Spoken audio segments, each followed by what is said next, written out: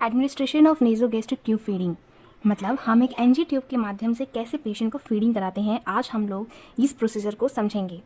Definition क्या कहती है? Administration of feed directly into the stomach through a tube passed into the stomach through the nose और mouth.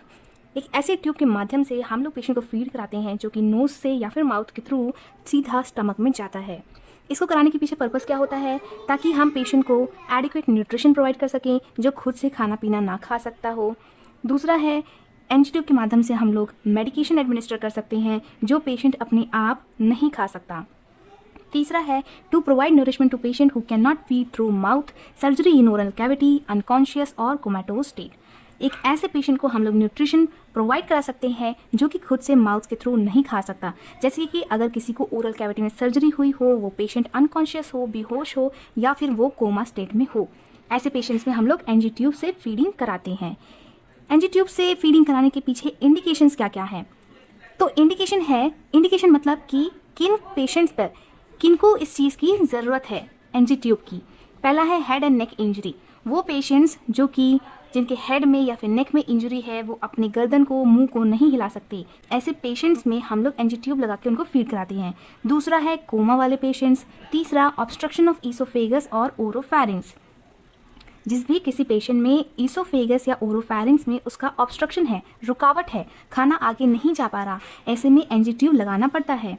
Severe anorexia nervosa, ऐसे patients जो कि खाना खाना बंद कर दे रहे हैं अपने ओवरवेट होने के डर से, तो इस ईटिंग डिसऑर्डर में भी एनजी ट्यूब लगा के उसको फीड कराया जाता है। रिकरेंट एपिसोड्स ऑफ एस्पिरेशन, अगर किसी पेशेंट्स को वो कुछ भी खाता या पीता है तो वो सीधा उसके लंग्स में चला जा रहा है, मतलब एस्पिरेट हो जा रहा है, तो उससे बचाने के लिए उस पेशेंट को एनजी ट्यूब से डायरेक्ट उस खाने को स्टमक में पहुंचाया जाता है।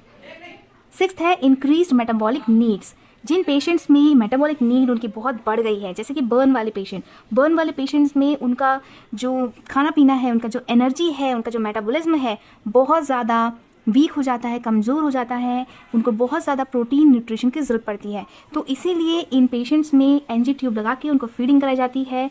और साथ ही ये कैंसर वाले पेशेंट्स में भी देखा जाता है।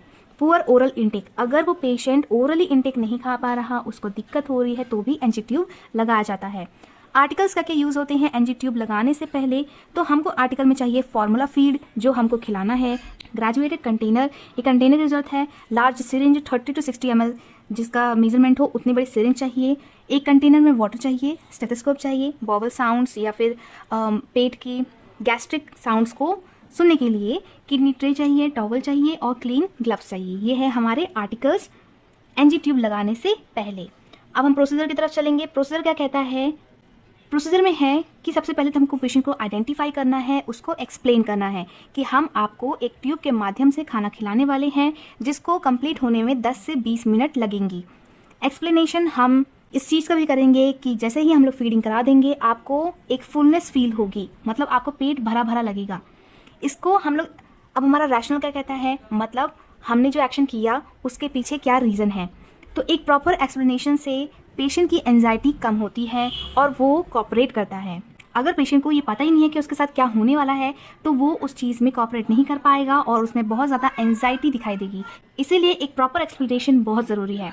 हम उन पेशेंट्स को भी एक्सप्लेन करते हैं जो कि कोमा में है या अनकॉन्शियस है, क्योंकि हो सकता है वो बोल या देख नहीं सकते हों लेकिन वो सुन सकते हों। इसीलिए हमको, हमारा ये नर्सिंग रिस्पॉन्सिबिलिटी है कि हम उनको भी एक्सप्लेन करके ही प्रोसीजर आगे करें। असेस फॉर फूड एलर्जी, किसी भी फूड की एलर्जी हमको असेस करनी है। पेशेंट को फूड एलर्जी तो नहीं है, लास्ट टाइम उसने कब फीड किया, उसके बॉवल साउंड्स आ रहे हैं, उसकी लैब फाइंडिंग्स क्या क्या है, ये सब हम इसलिए करते हैं ताकि कोई भी कॉम्प्लिकेशन वगैरह ना हो सके या कॉम्प्लिकेशन होने से हम लोग रोका जा सके। एक हमको कंटेनर लेना है जिसमें कि वार्म वाटर हो और जो भी हमको पेशेंट को खिलाना या पिलाना है वो उसके अंदर रहता है, क्योंकि हमको जो हम फ्लूइड दे रहे हैं वो हल्का वार्म ही होना चाहिए। पेशेंट को हमको फॉलर पोजीशन देनी है, 35 to 45 एंगल के डिग्री पर हमको बेड को एडजस्ट करना है ताकि ग्रेविटेशनल फोर्स के थ्रू जो भी हम उसे खिलाएं या पिलाएं वो सीधा उसके स्टमक में चला जाए। उसके बाद हमने पेशेंट को देखा, एक्सप्लेन किया, उसकी फाइंडिंग्स देखी, अपने आर्टिकल्स इकट्ठा किए, पेशेंट को हमने पोजीशन दिया। अब हमारा काम है अपने हैंड्स को वॉश करना। हमने अपना हैंड वॉश किया, एक टॉवल या मैकिंटोश को पेशेंट के चेस्ट के ऊपर रखा, फिर हमने ग्लव्स पहना, नेजोगैस्ट्रिक ट्यूब से एक सिरिंज को अटैच करके हमने पहले उसको एस्पिरेट किया। मतलब हम ये देखना चाहते हैं गैस्ट्रिक कंटेंट उसमें आ रहा है या नहीं। अगर नहीं आ रहा तो हमको फिजिशियन को इन्फॉर्म करना है, पेशेंट का एक्सरे करवाना है एनजी ट्यूब के प्लेसमेंट को कंफर्म करने के लिए। अगर हमने फ्लूइड को एस्पिरेट किया और वो 100 ml से ज़्यादा आ रहा है या 1.5 गुना ज़्यादा आ रहा है जितना हमने पेशेंट को फीड किया, तो हमको फीडिंग को रोकना है और फिजिशियन को नोटिफाई करना है। देन उसके बाद जो नेजोगैस्ट्रिक ट्यूब का अपर एंड होता है, हमको उसको पिंच करना है और उसमें एक बैरल लगाना है, एक फीडिंग सिरिंज लगानी है जिससे हम लोग पेशेंट को फीड कराएंगे। देन हम लोग सबसे पहले उसमें वाटर डाल के उसे ग्रेविटेशनल फोर्स के थ्रू पेशेंट के स्टमक में जाने देंगे। अगर वो वाटर चला गया, जैसे ही सिरिंज खाली होने लगेगी हम लोग फिर से पिंच करेंगे एनजी ट्यूब के टिप को और उसमें फिर हम लोग जो फीड कराना है हम वो चीज़ डालेंगे। और फिर जब वो कंटेंट भी चला जाएगा स्टमक में, फिर से हमको एनजी ट्यूब को पिंच करना है और लास्ट में फीडिंग कराने के बाद हमको वाटर डालना है सिरिंज में, ताकि जो भी एनजी ट्यूब में खाना वगैरह था वो वाटर के थ्रू वॉश आउट हो सके और ट्यूब एकदम क्लियर रहे।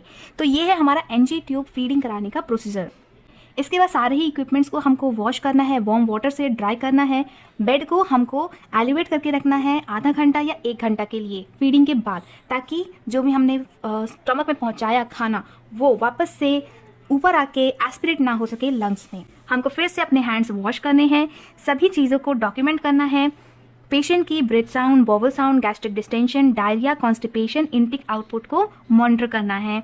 कोई भी दिक्कत होने पर, नॉजिया, वॉमिटिंग अगर पेशेंट को फील हो रही है तो वो हमें बताएगा और हम फिजिशियन को बताएंगे।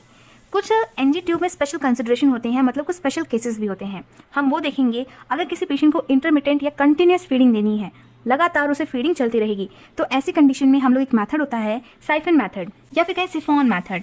इसमें हम लोग क्या करते हैं, जैसे हम लोग आईवी फ्लूइड्स की बॉटल्स को हैंग करके एडमिनिस्टर करते हैं, वैसे ही एक बैग को हैंग किया जाता है पेशेंट के हेड से 12 इंचेस अबव, और फिर उसको एनजी ट्यूब से कनेक्ट कर दिया जाता है और उसको एडजस्ट करके रेगुलरली कंटिन्यूसली उसमें नेजोगैस्ट्रिक फीडिंग की जाती है। तो ये सभी कुछ टेक्निक्स होती हैं एनजी ट्यूब फीडिंग की। लास्ट में है हमारा कि नेजोगैस्ट्रिक ट्यूब को चेंज किया जाता है कुछ फिक्स टाइम में, तो वो हर इंस्टीट्यूशन की अपनी पॉलिसी के अकॉर्डिंग होता है। जितने भी आर्टिकल्स हैं वो भी 24 आवर के बाद चेंज किए जाते हैं। ये भी हर इंस्टीट्यूशन के हिसाब से अपनी अपनी पॉलिसीज़ के हिसाब से चेंज किया जाता है। तो ये सब था नेजोगैस्ट्रिक ट्यूब की फीडिंग के बारे में। Thank you so much for watching.